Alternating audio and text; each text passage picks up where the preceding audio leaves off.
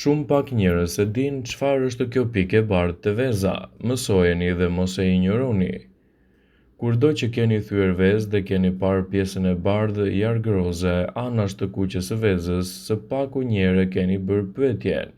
Fjala është për ta ashtu quajtur në fije kërthise e cila nuk është e dëmshme, përkundrazi, ajo mund të hahet pa frikë që do t'ju ofrojë edhe më shumë vlera.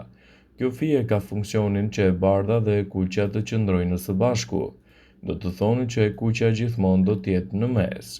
Nëse thyeni vezën dhe ka një fije të bardhë, do të thotë se veza është e freskët. Megjithatë, nëse ajo e bardhë jargëroze nuk shfaqet në enë në momentin kur e thyeni, do të thotë që ka qëndruar gjatë në frigorifer ose në shitore, andaj duhet të qironi vezë të tjera. Është një mënyrë për të treguar gjithashtu edhe freskinë që veza do të ketë në tavolinën tuaj të konsumit.